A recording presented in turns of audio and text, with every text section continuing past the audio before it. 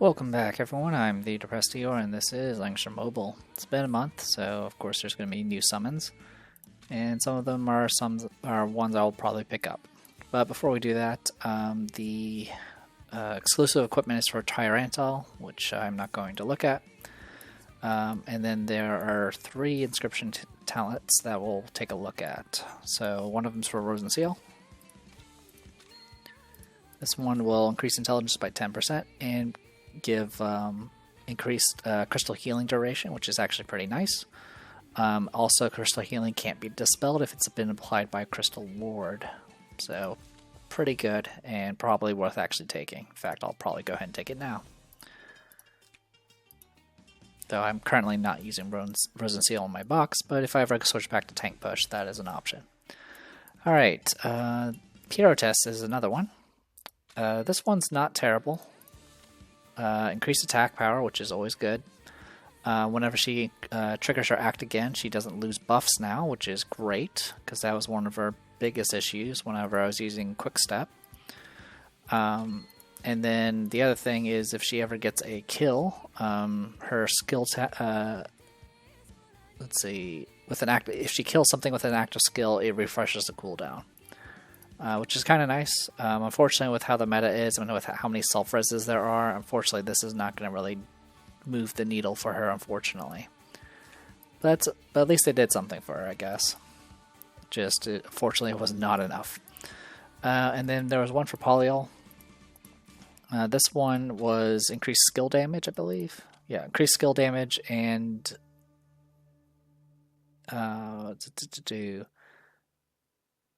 Yeah, and then based off the number of targets you hit, you can reduce the cooldown of that skill by up to 3 turns. For the most part, the cooldown reduction is mainly for Hurricane Dance, it feels like. Savage Trample, usually you're going to get refreshed through other means, but I mean, it still helps with that too, so it's not the end of the world. I mean, if you're using Polyol, then this is definitely going to make her better at what she does. Alright, that's it on that front. Let's go ahead and dive into summons. Last month's summons were a bit rough, mainly because of the off-banners. I mean, getting a lot of Alia dupes wasn't the worst thing, but it was definitely eating up a lot of resources just to get Ilia. Anyway, this time around we actually have elves as our characters. Which means there are, I think, new characters that are introduced through Langrisser Mobile story online. Anyway, let's go ahead and dive into this. I'm pretty sure I have no pity.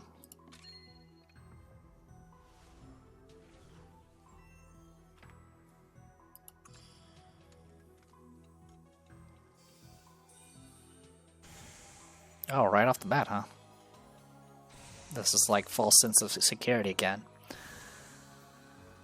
In any case, both characters are pretty interesting.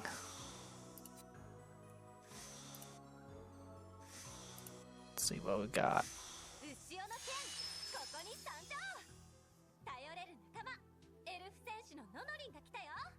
Alright.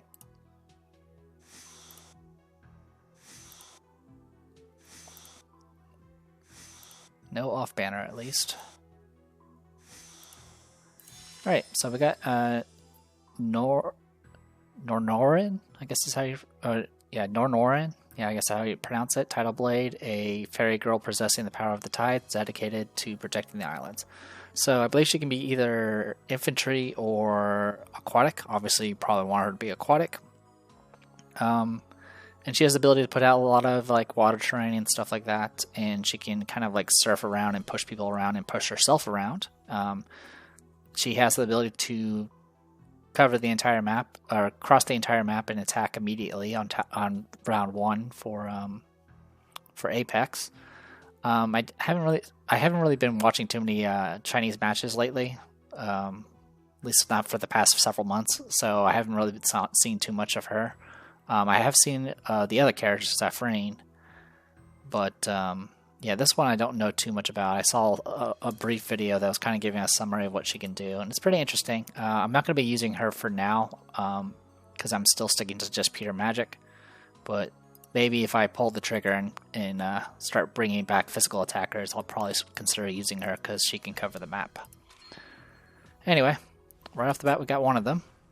I really just want one of each. I was thinking about adding Saffrine.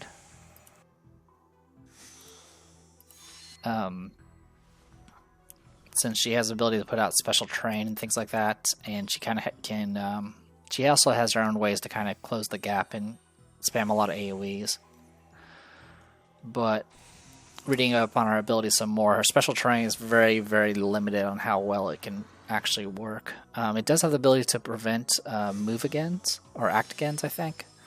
But only if they are on the terrain and the terrain that it's on is plains or forest, I think, or mountain. One of those two. So it's like really, really finicky. Alright, another one of you. Am I gonna end up getting a 5-star before I can get Saffrine?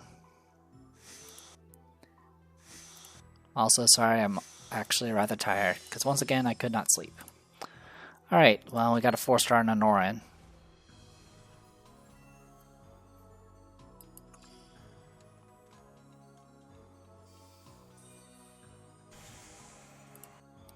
But yeah, Saffrine has the ability to kind of like make spirit summons after she takes actions that copy the ability she uses. So she can essentially kind of double up on AoEs, which is kind of interesting. And she can kind of swap places with it and do all sorts of weird things with it. So I may still try to consider throwing her in, but it's the same issue as Moo, which is to get the most out of her, you have to have very particular terrain available on the map, which is not always guaranteed.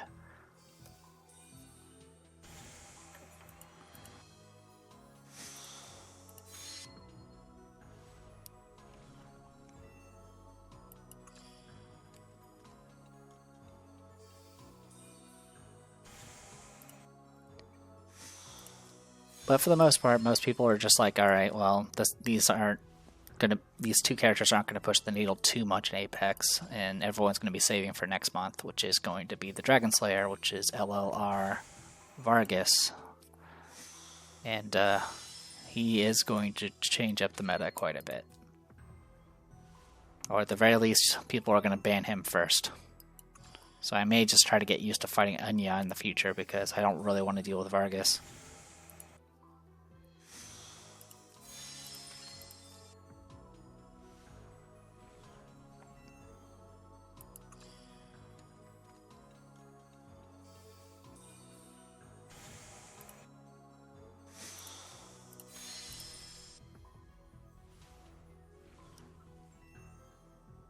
I've actually seen some matches with LLR Vargas, and I can't fully comprehend what he does. So this was I think this was 80 pulls, but I'm not entirely certain. I kind of lost count. Probably an off banner. Nope, another Nonoran. Yeah, that seems to be my luck lately. I mean, I don't plan on getting Vargas, because I only use female characters, so I'll have some time to kind of save up.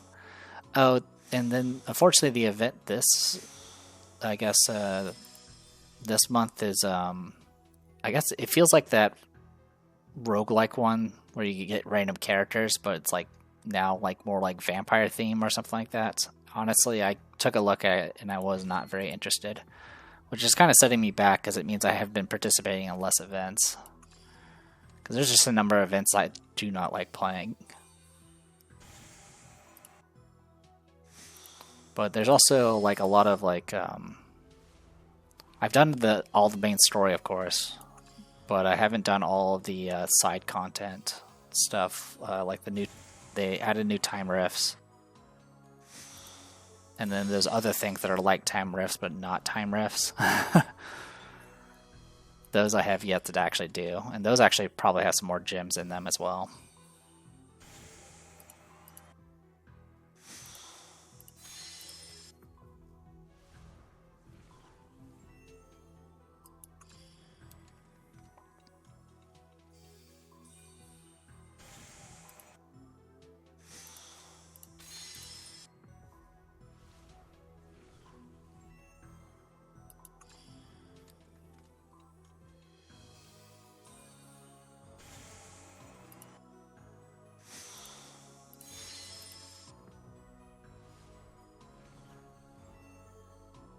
Yeah, I have a feeling it's going to be just like last month. Which is really impressive. That means I'm literally failing the coin flip so many times.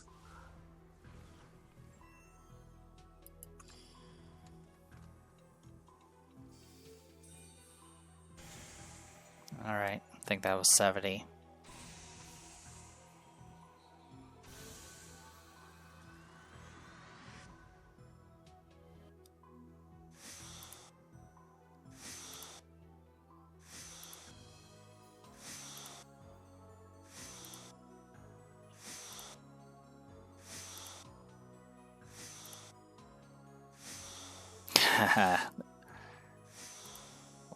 Great. Alright, Iron Blood. Well, that was our off banner.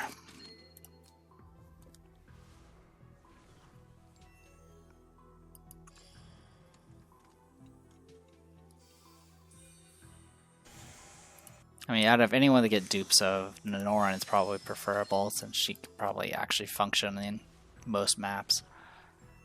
Preferably you want her in water maps, but...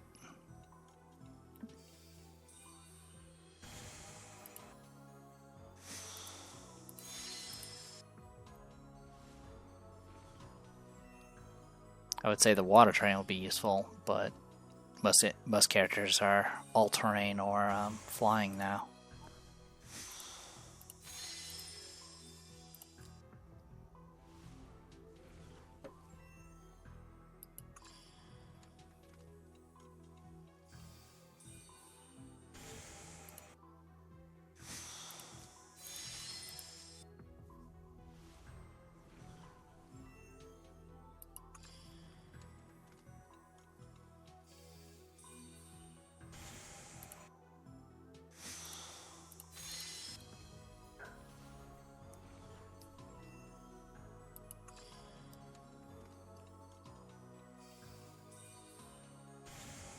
You know what I haven't seen in a long time? A 10 pull that actually has more than one SSR. Heck, we're barely getting multiple SRs.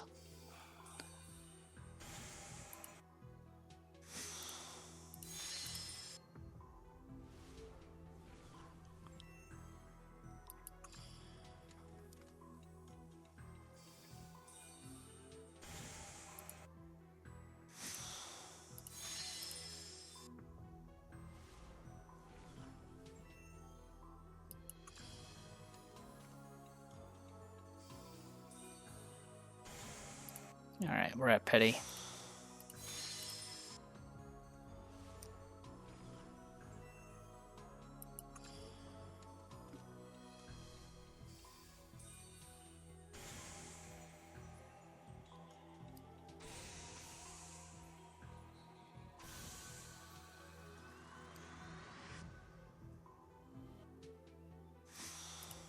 We started out okay.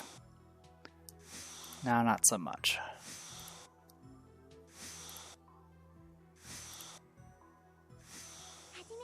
Thank you. It's the least you can do.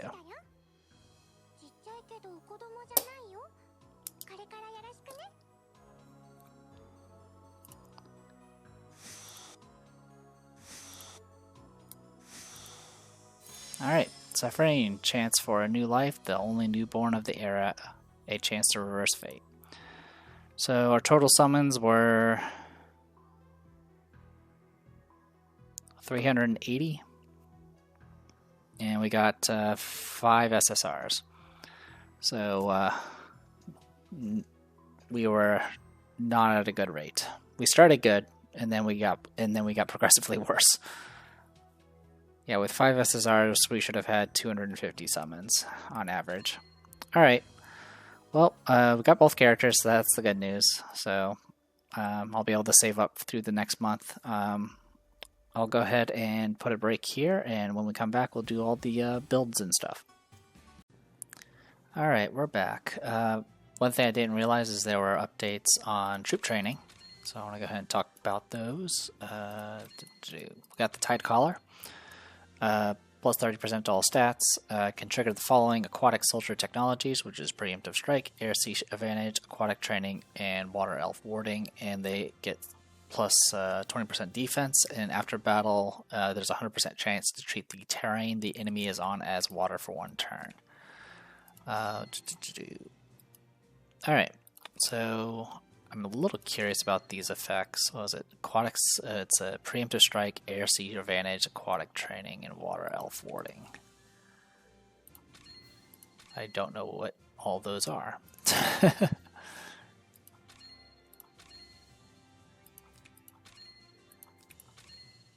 Aquatic Training. Okay, increases damage dealt.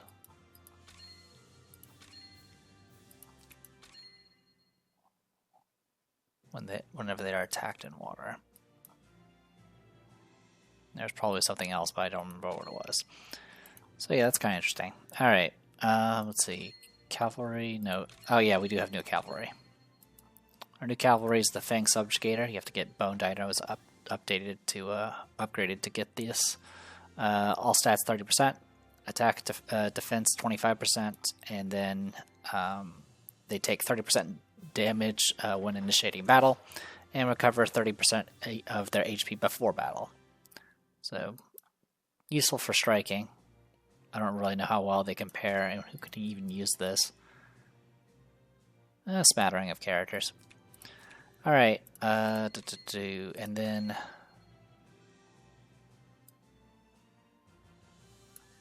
Right, we got a new caster class. Or not a new caster class, sorry, we got a new demon class. Hellcore, all stats 40%. When not in water, it gets 40% attack. After taking action, deals fixed damage equal to 50% of its current health to enemies within 2 blocks. And then enemies within 2 blocks will also take damage after taking action. Only a handful of characters actually get this. Probably the only one that stands out to me is, I mean, actually a number of these actually stand out. Leon, anyone that can do a move again, act again, could essentially trigger this Hellcore multiple times. So that includes, of course, Sword and Light Shadow, and a number of these characters here. Alright, there was one. Who else was it? Oh, is it in here? Yeah, sorry, there was a infantry as well. Jungle Chain Dancers, 30% all stats. When entering battle, they get attack and defense 25%. And when fighting on forest, mountain, or grassland, they get a additional 20% attack. And they recover 30% HP before battle. So, actually, who can use that?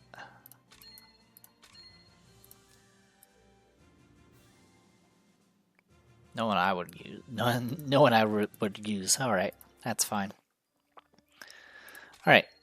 Anyway, it took a little bit because I had to go to my usual morning meeting, but we got Safrine here, and it's the other character down here, I'm assuming.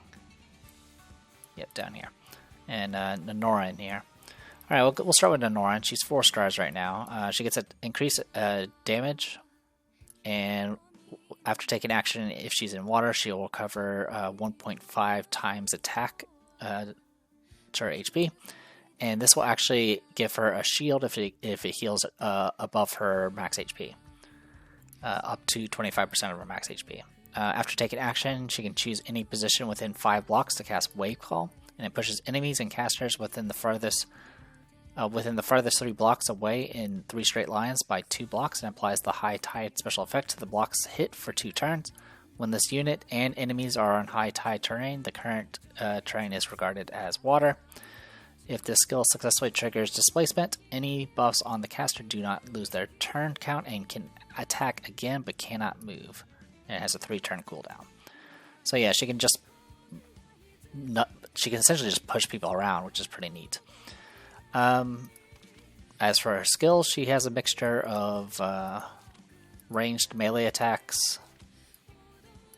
She does have Sword Soul. She does, of course, have Aqua Blast. Not much in the form of passives. She does have Sweep as one of her standard AoEs. She also has Tight Search Domain, which does 0.36 AoE damage to enemies within 2 blocks, and if they get affected with Can't Act Again for 2 turns. It applies High Tide, and that's pretty much it. Alright, also we got here Tidal Mastery. Active gains the effect when passing through water, depths, swamp, and terrain with an allied high tide effect.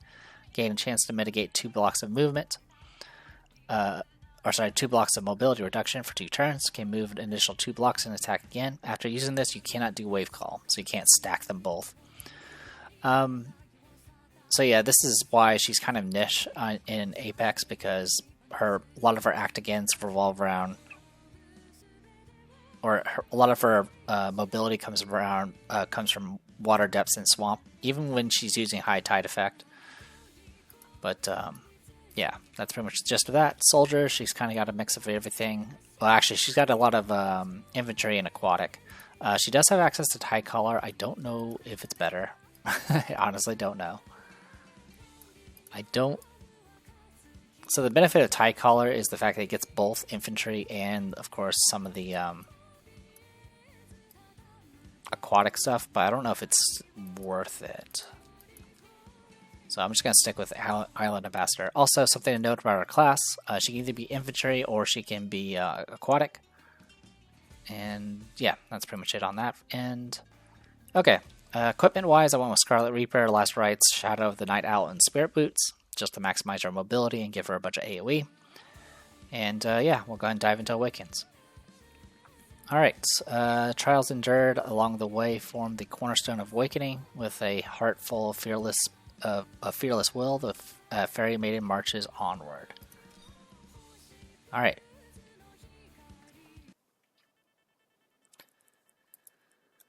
Okie dokie.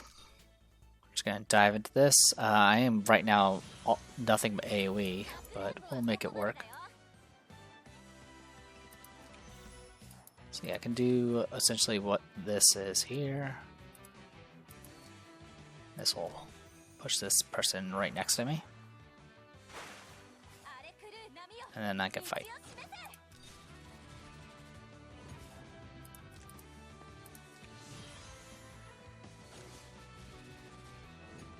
Yeah. No, we'll just take the loss here. So I need to actually have attack skills that actually hit single targets. So we can just tag that out.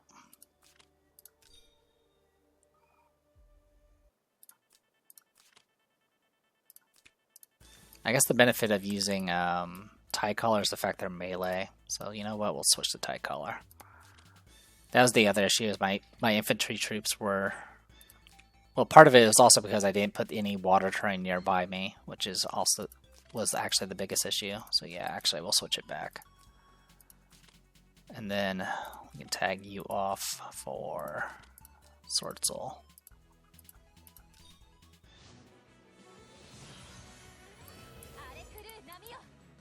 Alright.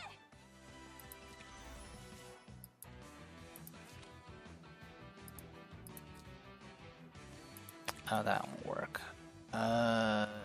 Yeah, whatever. We'll make it work.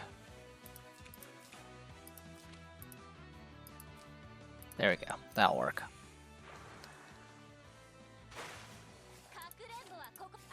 Actually, it won't work, but that's okay. We'll make it work.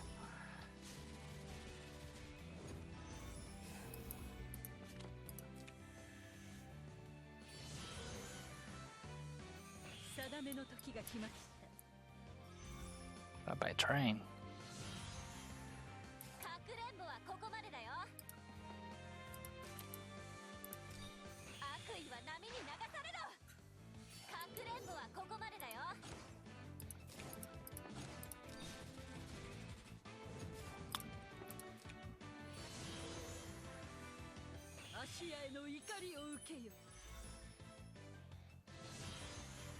Yeah, it's awkward because I'm...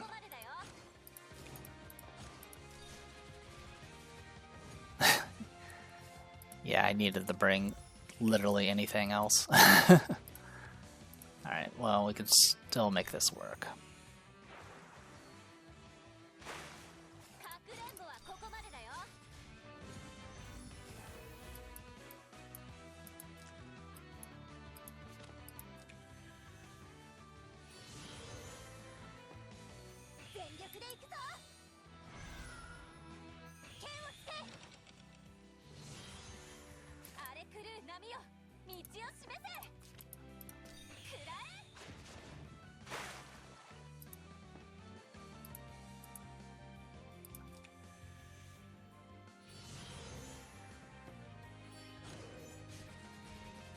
There we go.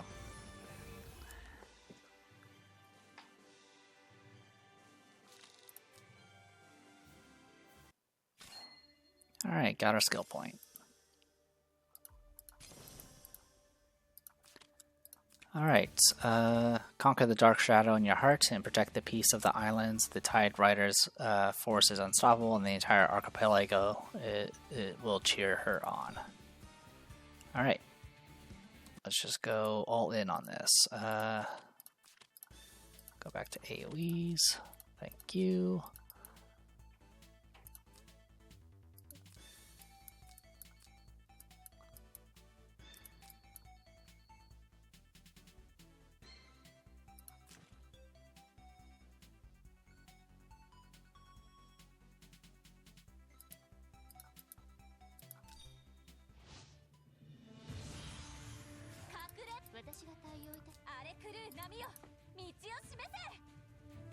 One, two, three, four, five. Okay, so I'm just out of range.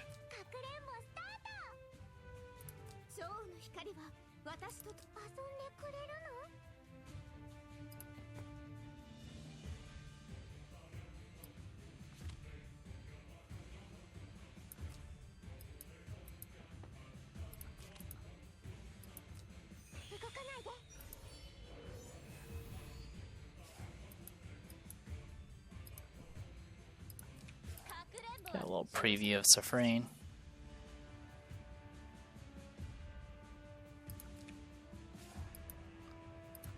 So I'm trying to remember if this will actually be in range or not. It is.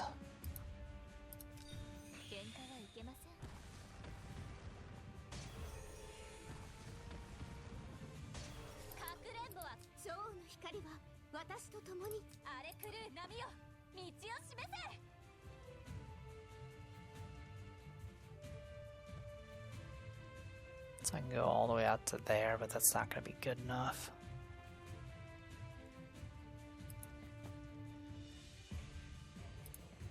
I mean, I can at least get a hit in. So I can do, what, 3 steps? Nope, 2 steps. What if we...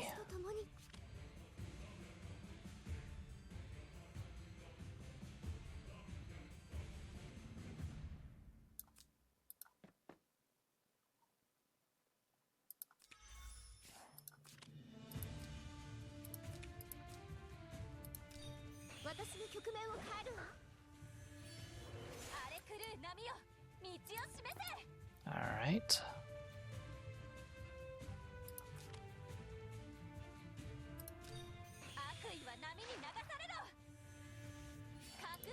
Yeah, it's still not good enough.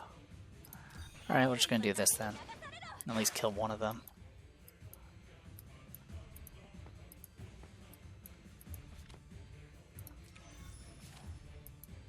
Oh, I get to act again, but that's... Really? Is that gonna let me act again? It shouldn't.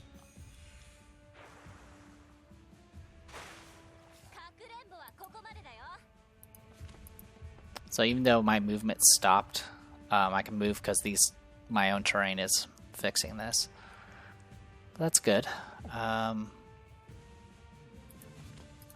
Let's just go for kill then. I didn't realize I was going to have another action.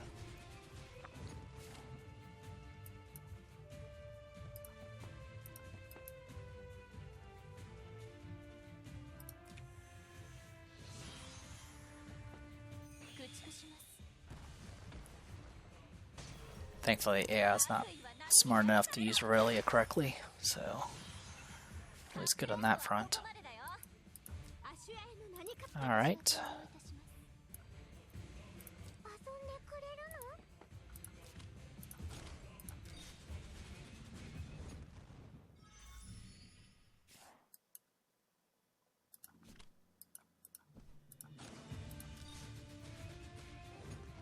Yeah, so Saffrine I might actually try to play around with, because she can get kind of ridiculous.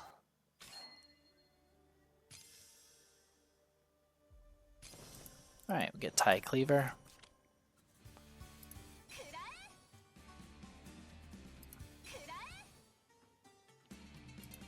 Alright, well, we can go ahead and replace this with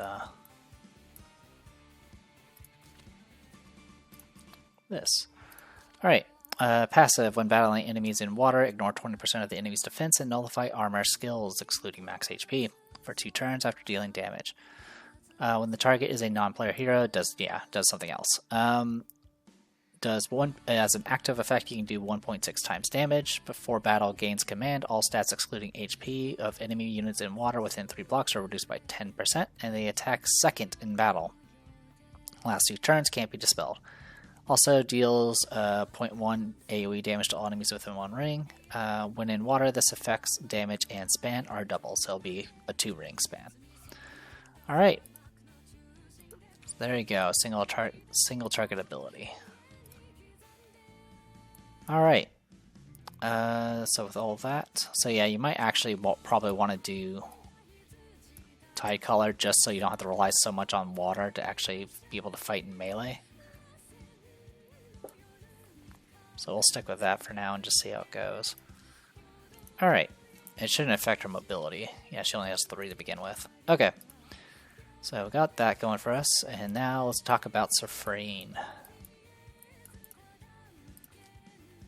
Alright, Saffrine, currently 3 stars, gets plus intelligence, gains elemental affinity for each ally with elemental affinity, including herself. Unit range is increased by 1, and damage dealt is increased by 10%, up to a maximum of 30% and 3 range. After actively using a skill, you summon a spirit. That spirit possesses elemental affinity and inherits the skill used this time and 100% of current stats, and up to 2 can exist simultaneously.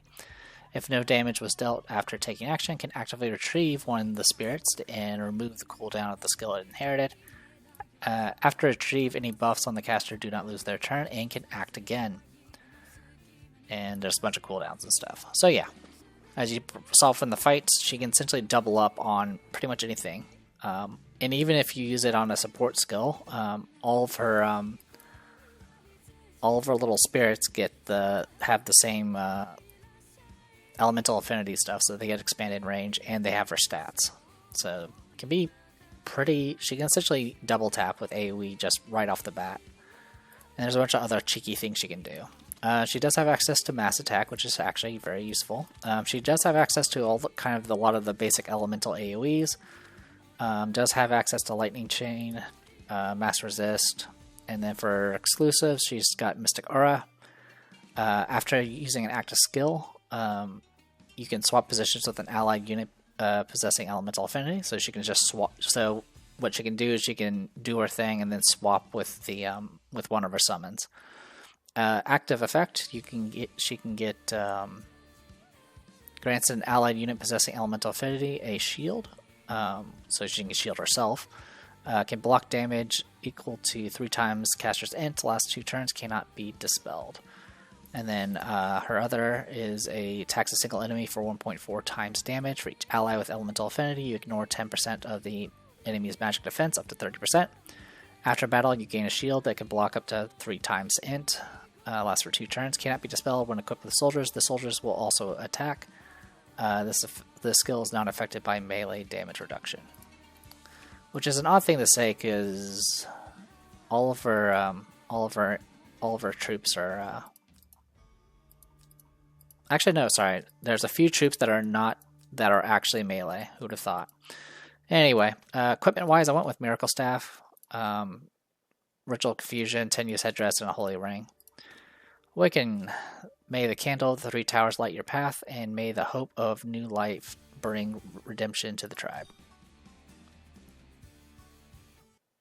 Oh, and the enchantment I went with for Saffrine is Clock. For Nonoran, I went with Full Moon. Alright, we'll just dive into this. We can attack immediately. Oh right, I have extended range because I start with 1 elemental affinity.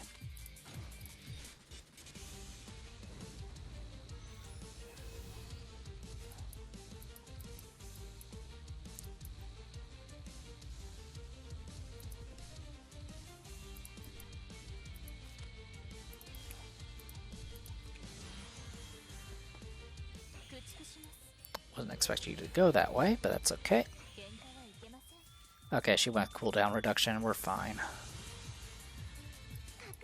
You're just gonna be kind of wasting my time here.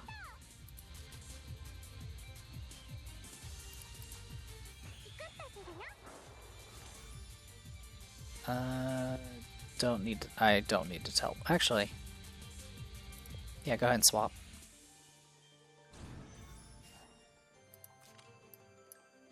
I'm not going to use that. And then I summon the other one. Alright. So yeah, with this I can now attack at 5 range.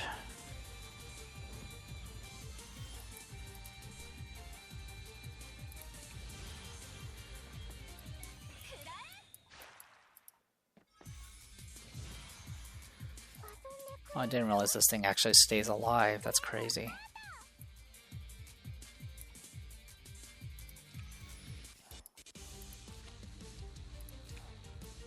So I can eat one and take an act again. But can't move. Alright.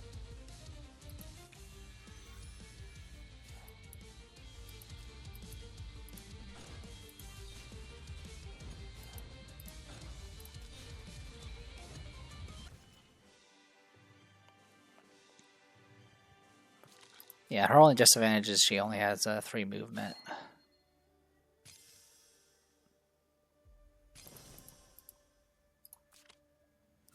Those pure, insane, selfless wills, I will carry your wishes to the end. Alright, different formation this time around.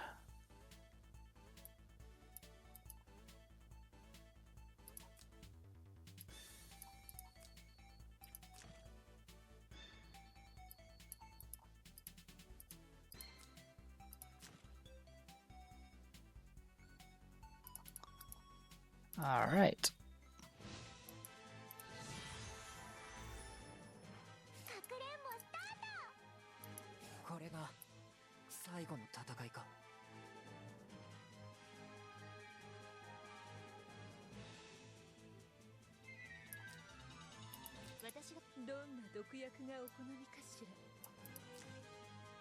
So I think you can just move through units.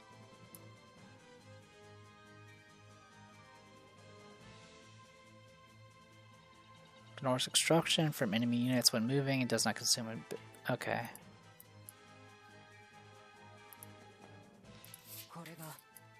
It's classifying, even though these are allies, it seems like I'm able to move through allies too. Alright, so I can do that. Alright.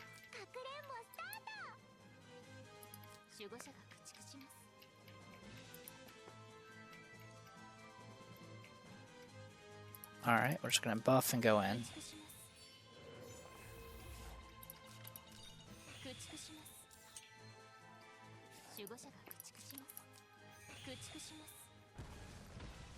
If you hear my cat drinking water, I apologize. Alright. Oh, you can only use it on yourself. That's fine.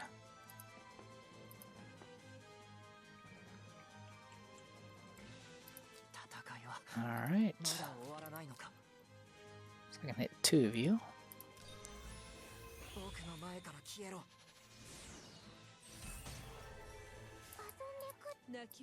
Yep, cool, this actually works.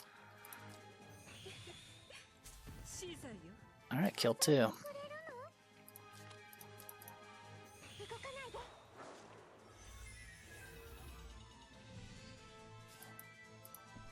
And I can just take you out. Or almost.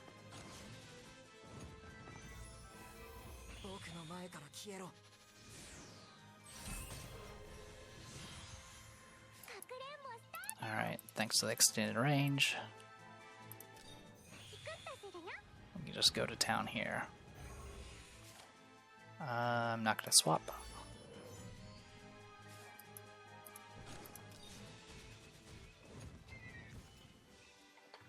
God, suffering can be kind of ridiculous.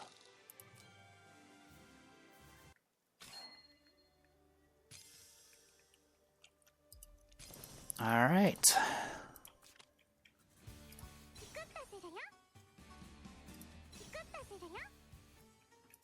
Let's take a look at this. We'll swap out Tornado for this. Alright. 5 range, 5 cooldown. 3 line AoE that does 0.36 times AoE damage. Applying the Elemental Distortion special terrain effect to blocks hit for 2 turns. Enemy units on this terrain cannot get acted again effects if they are on forest or grassland, so it only happens on that terrain. When allied harmonic spirits move through this terrain, they gain a chance to mitigate 1 block of mobility reduction. So your little spirits go a little bit further. I mean, on certain maps, this can be very useful to prevent the act again, since there's a lot of characters that can cover the map, but it's honestly not that reliable on a lot of the Apex maps. So it's kind of the moot issue, but 0.36 times AoE line AoE damage is definitely no joke. And when you use it, you will spawn, of course, a harmonic spirit that will be able to do it as well. And then it just becomes murder all the way down. So this may be a character I want to try out. Though I'll need to fix some enchants. But we'll see. This week is, again, having Wednesday, Thursdays, and Fridays as Apex, so hopefully by the time you guys see this video, I've done a match. I definitely want to try to hit Gold 3 before LLR Vargas comes out, because I don't want to deal with that nonsense this season. Does it even last that long? Yep, it lasts that long. Okay, good to know. Alright, I'm going to go ahead and call it here. I am the Depressed Dealer. This is Langrisser Mobile Apex, and I'll see you guys next time.